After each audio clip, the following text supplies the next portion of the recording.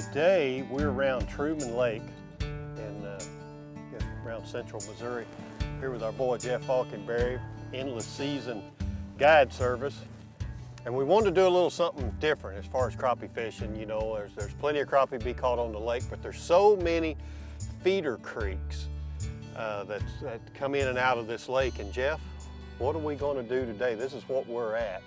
I didn't even know this place even existed. But there's several of them, so what are we going to be doing today? Well, yeah, there's a lot of these little feeder creeks that come in and make Truman, and in the early spring with the spring rains and stuff, here we are, the first part of April. You know, it's crappie time, whether you're on the lake or on some of these smaller tributaries, and these little feeder creeks, they run into Truman, and these fish will run up in that warmer water, and essentially they'll spawn.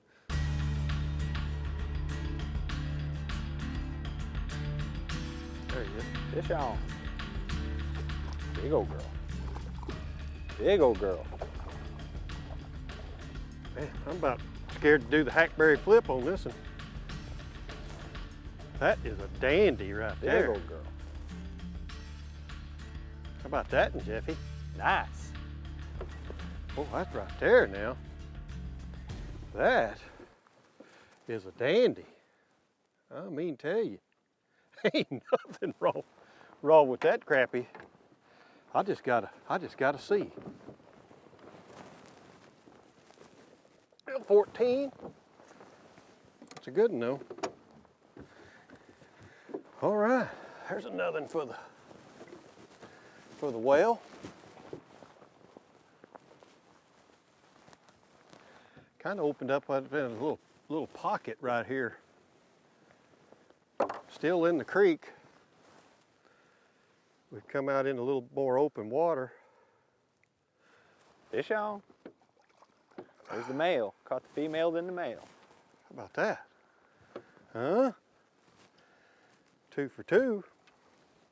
You stay out of my hole. Little simple process right here is what we're doing. Dipping with the little C-Series Berkeley rods. And here in that shallow water. When they're up on the banks, there's not a whole lot you can do wrong. You don't get hung up a lot. It's not like you're jigging a whole bunch of heavy cover. It's just a very simple way to fish. Okay, you got a 12-foot pole and you still ain't got enough arm sometime, do you? Seems that way. There he goes.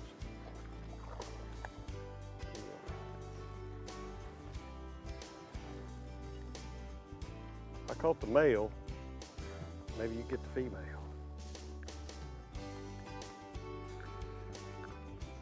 It ain't every stump, but it's definitely 11-inch crappie right there. Boy, it's quiet out here. Not a lot of people out that we've seen. Kind of cloudy and overcast. Feeder Creek crappie, man.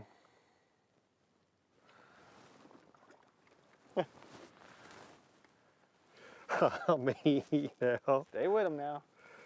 You talk about fun. Yes, sir.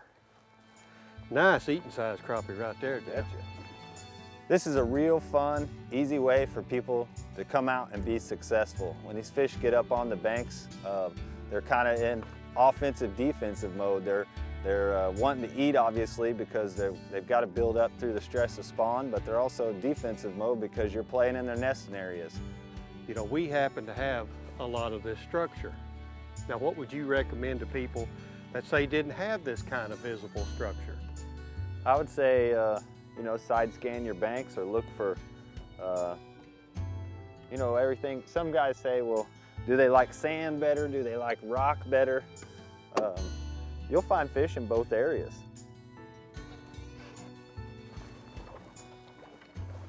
Oh, man. Golly. You know what made me lose that fish? You hitting that tree. How about that crappie? Huh? What you talking about? Look at there. How about a double? We're talking double trouble. Look at my eye in there, bub. Very nice. That's what I'm talking about right there. Well, I do full-time guide here on Truman Lake. I'm the owner-operator at Faulkenberry's Endless Season Guide Service. Crappie is just one of the things that I specialize in here throughout the various species of fish that we chase on Truman. You know, I guide duck hunts in the winter time, and the reason we call this endless season is this lake's good year-round.